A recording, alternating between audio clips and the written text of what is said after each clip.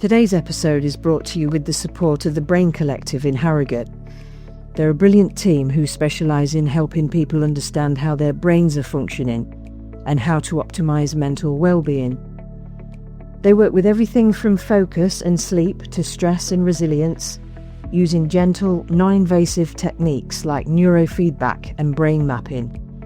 What I love about it is that it's not about labels or diagnosis, it's about understanding your brain and what it needs to thrive.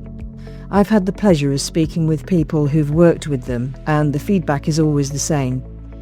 They say they're supportive, empowering and eye-opening. So a big thank you to the Brain Collective for sponsoring this episode, and you can find out more about their work at thebraincollective.co.uk.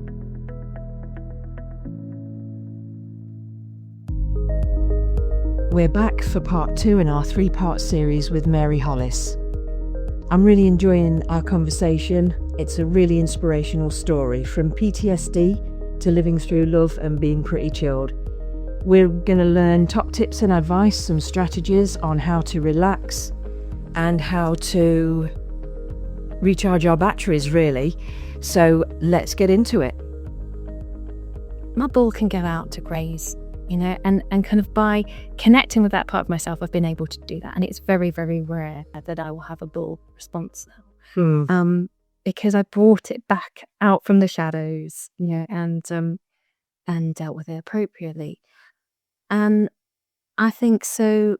And nowadays, thank goodness, I'm not living with those things. So my bull can go out to graze, and kind of by connecting with that part of myself, I've been able to do that. And it's very, very rare that I will have a bull response now. Because I brought it back out from the shadows, and dealt with it appropriately. And I think so for all of us, just, recognizing that that's going on, and that taking that ownership is a really powerful healing thing to do. And I've taken a lot of heart and inspiration over the years from people who, on a global scale, are just incredible. And for example, if you think of like Mahatma Gandhi and how he was this global figure of peace and the incredible things he did from being in that place of peace. And yet in his autobiography, he talks about and confesses that when he was young and he had an arranged marriage, they were young teenagers, I think, when they were married, that he was still, in that time of like, I suppose, developing and managing emotions and all of that, and feeling strong emotions of like jealousy or lust, and he talks about how he hit his wife. And you think, whoa, like, Gandhi did that?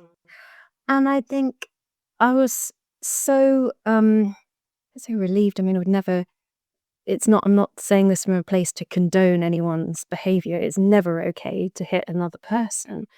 But to take ownership for that and take responsibility and own your anger, and then, look at the journey that Gandhi went on. And when he died, from an energetic perspective, he was known for being on this, the vibration of peace, which is just kind of sits under enlightenment. So I think for all of us to know that wherever we're starting, whatever our background, our history, we can grow into just the best version of ourselves. Absolutely. Like that concept that the Buddha, says that the seeds of enlightenment are in all of us. And that's what I feel now with the energy work is actually physically feeling that kind of love-like consciousness, that is a place where we can all experience that. The more we do, the more we can move from the anger, the fear, the judgment, the fear of being judged, to just being at peace. I love that. That's so beautiful. The shadow part of ourselves, I think that was really interesting what you're saying there, because I think what you were saying, that we can use that as part of our story. And often when we go through challenging times, difficult times, when that can turn up in addiction or in, in the way that we behave, that we're not always, sometimes we're ashamed of stuff, when we think of the past. I think that if people are honest, I know that I've got stuff that, I'm not proud of for sure. But when I look back and think about the experiences that I've had, they're part of my story. And actually, when I think of those times, I needed love at those times. I needed a hug. Yeah. I needed somebody to say, it's going to be okay. Yeah. When we're behaving in a certain way, it's usually that person is in pain somehow. Yeah. Yeah. And so loving that part of ourselves, I think is what you're saying, is so powerful. Yeah. And that's when we can start to really embrace our imperfections and let ourselves off the hook a bit. There's so much pressure on us today, isn't there, with social media and comparison to others. It's really the worst thing that we can do. Yeah. Because we are so individual. Our stories are individual. Yes. And I think that, it's such a beautiful story that you're telling that's brought you through to this authenticity now, where there is no comparison to somebody else because we are unique. We're alike in so many ways, but we do have a unique signature in this life, don't we? And I think that the most challenging times that we've had and the things that we're potentially ashamed of, if we can really go back and look at them and give ourselves a bit of compassion through it, then it can inform us in what our true purpose is, actually. Yes. Because ultimately, we don't want other people to feel the way that we have. And so we end up doing work that's in some way going to help others, I think. Often that's what, I hear this all the time. I hear it from talking with people that their story has brought them to the work that they now do. It's beautiful what you were describing there. I love that. Embrace our imperfections. Yeah, and thank you. And I think it's testament to where I am now that I can talk about this and, dry armpits. But also just when you mentioned there about, recognizing other people's pain and where we're acting out, that there's a kind of emotional pain there. And I came to realize over the years that we all create hurt from our own hurting places. And so those kind of behaviors are really the indicator. They're the point of power, I suppose, to say, aha, this is where I need to start. And I love Brene Brown. I think me too. Yes, but yeah, I heard before. So social science researcher who has gone on to do a lot of work about being our authentic selves at work and at home and kind of the power of vulnerability. Human connection. She studies human connection, doesn't she? Yeah, she's brilliant. Yeah, and now I've just said about, I can't remember. So about her particularly, but definitely check her out if you haven't already. One of the key things that Brene Brown does say that I think is really powerful as well, and relating to that, is just about we're all doing the best we can at the time. And I think, again, that gives us permission that if we could have done it any better, we would have. And another thing, just from what you were saying there as well, about our uniqueness, our unique experiences, which I think of as our own special recipe, our own special sauce, and that it takes us to our mission and what we can do in life. But also at a very, very base level, something I've now come to realize, particularly through Reiki, is that we are all made of the same stuff. Without exception, we are all beings of love, light, consciousness. And when we remember who we truly are, our true nature, and can actually feel it and reconnect to that, then that is like, whoa, the biggest superpower. And it's something I'm still, working on. And I have had moments of bliss with that when I've kind of done a few Reiki training courses over the year, and over the years, I'm trained to level 3 in Reiki, and I've done a couple of different level 3 courses. One of the courses I did It was over 4 days. By the end of the 4 days, the energy in that room was just tangible. You could feel each other's energy fields. You could have your eyes closed and you'd know where everyone was because you could just feel this incredible, incredible love light energy flowing through everybody.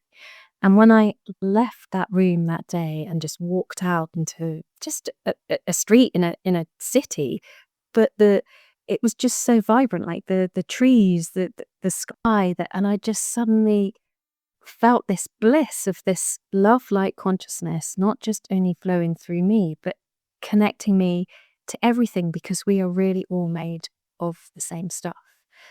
And so when coming back to, when someone is acting out, or even when we are in a place of pain, just switching back to just remembering I am a being of love light consciousness and all that comes with that. And if somebody is kind of having a bad time and taking it out on us, we don't need to take it on.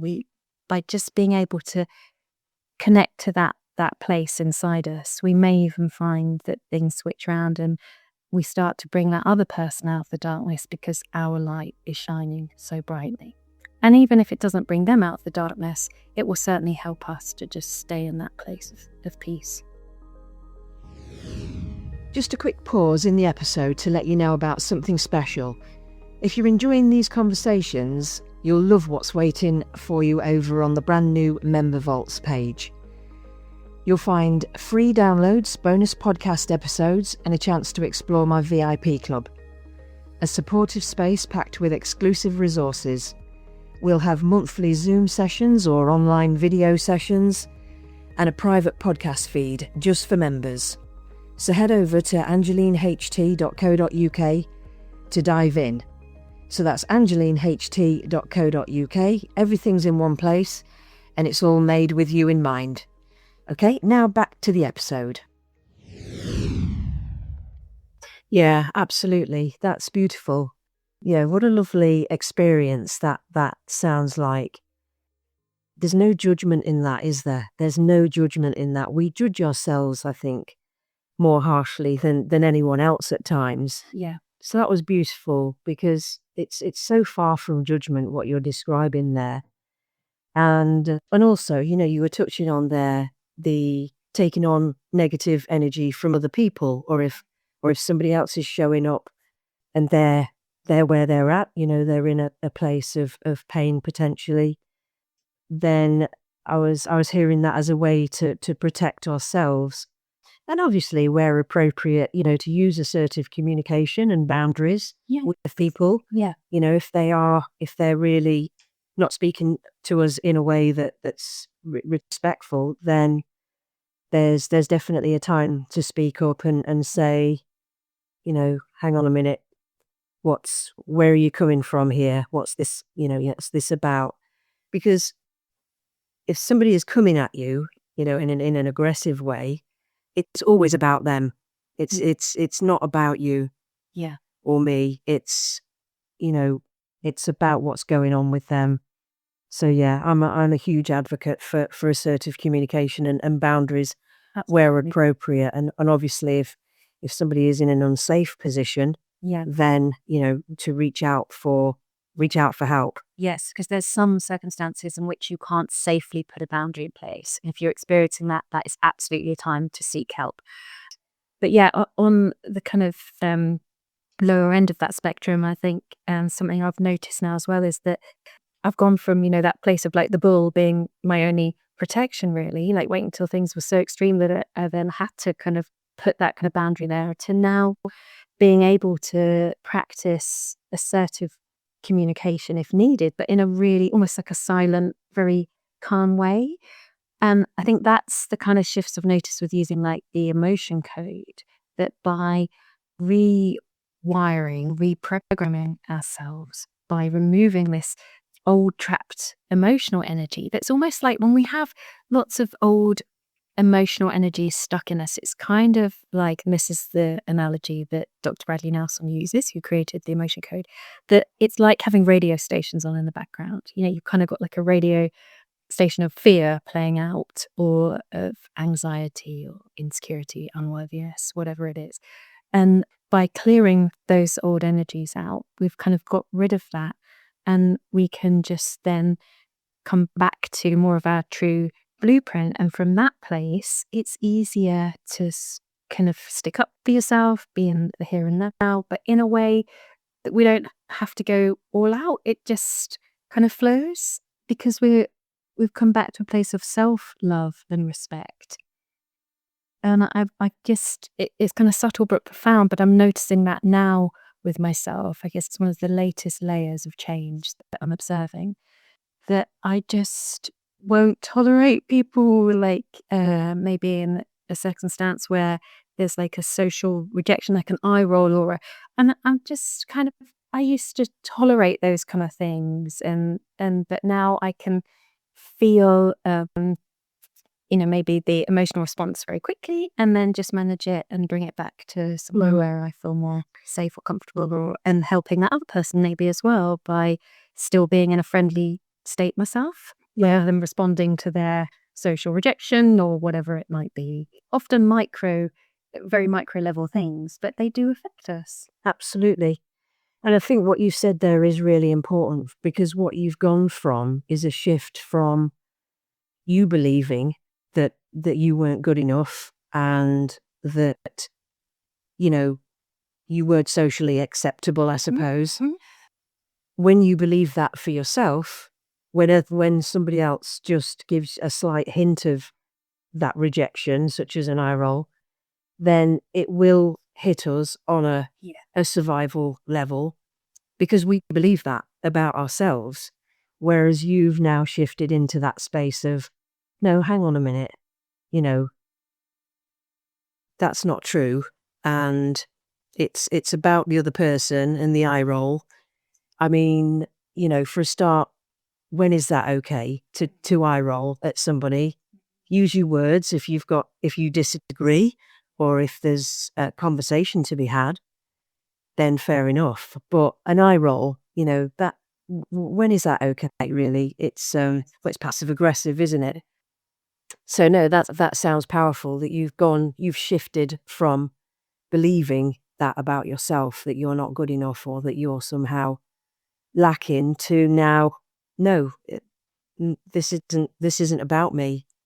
So that's really powerful.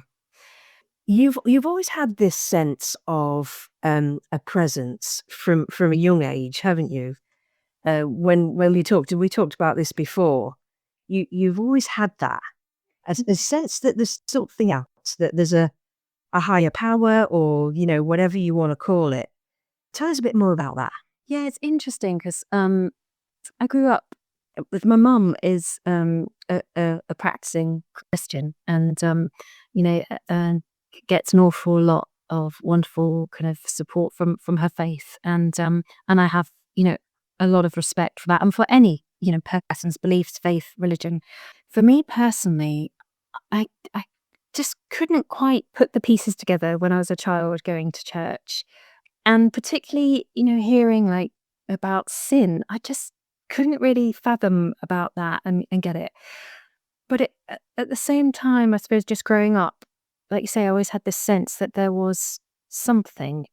And I suppose for me now, I can say that is the love light consciousness, the life force energy. And that's how I understand God, is just this kind of divine source, kind of just power that runs through everything.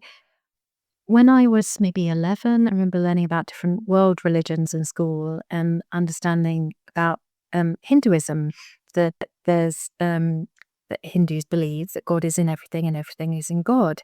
And when I read that, I was like, aha, yes, that's what I feel. That's what makes sense for me. Like the trees, nature, just everything is connected and has this energy. And I started practicing yoga when I was probably in my 20s. And that's when I first started to feel what in yoga we refer to as prana energy in Japanese ki, so Reiki, spiritual energy. And I could tangibly, physically feel it flowing through my hand chakras, palms of my hands. I know now chakras there. So energy centers.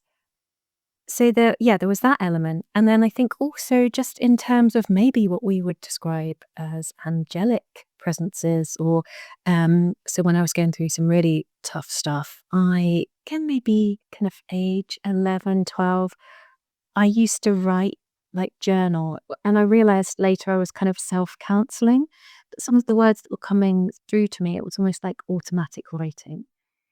And I feel very grateful that this kind of inner knowing, this presence has always been there. So with the PTSD, some of the symptoms, the elements of that include things like intrusive thoughts, um, extreme anxiety, etc. And I've been so grateful that I've experienced that, and I've experienced quite strong paranoia sometimes when with my PTSD, but never to the point where I had full psychosis.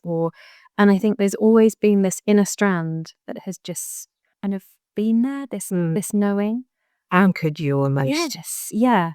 But I'm so grateful also that I've had those experiences and can really empathize and have so much respect for people who do have more severe mental health challenges than me and have experienced full psychosis, and I kind of believe now that we can heal through pretty much anything. It's just finding healing keys that work for us. Absolutely. And that can be different for everybody, can't it? And we've seen that happen. I've seen it through people that I work with, and also we've seen it in the celebrity world as well.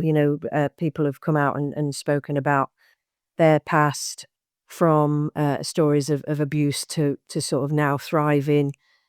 So it certainly can be done. And I think you're right. It's about finding what works for you, really. So as everything, we are individuals in that way, aren't we? What else helped you through your journey and get through the experiences growing up? Back then at the time, Yeah. I can hear that this presence, this higher power, it was with you. It was like a backbone almost. Yeah, I was just wondering if there was anything else or any person that helped you back then. Absolutely, that I was just going to say about people. So I always seem to have some wonderful people around me, and I think how we describe family. For me, I include people in my definition of family that aren't actually blood relatives, but have played those roles. So again, coming back to that concept of we're all doing the best we can at the time, and it may be that for whatever reason, some of our parental figures can't fulfill all of our childhood needs, but I was very grateful that I had kind of backup and wraparound role models, nurturing people in my life. I always loved horse riding, and from kind of being an early teenager, I'd gone from just having lessons and to kind of riding for a wonderful couple who were probably in their, late 50s, 60s by then, and didn't want to compete their horses anymore, but loved watching them kind of just go to local shows. And so I had Win and Trevor that, they were just so fabulous in taking me out to all these shows. And that was a strand of building confidence and kind of being nurtured. And then I had neighbours who lived next door but one, who I used to call auntie and uncle, and they used to take me away on holiday, and I used to do cooking and gardening and just hang out with them. And so it just, those needs, I suppose, were fulfilled in by different people in different ways at different times. And I think also we could say that that's, from my perspective, divine, intervention support, that life has a way of just kind of holding us. That's the end of part 2 in our 3-part series with Mary Hollis. I love the way Mary talks about how she works from a place of wholeness now and helping people from a place of love and wholeness, not feeling that she has to, or working from a place of fear. So I'm really enjoying this conversation. I can't wait to get into next week's conversation. So be sure to join us.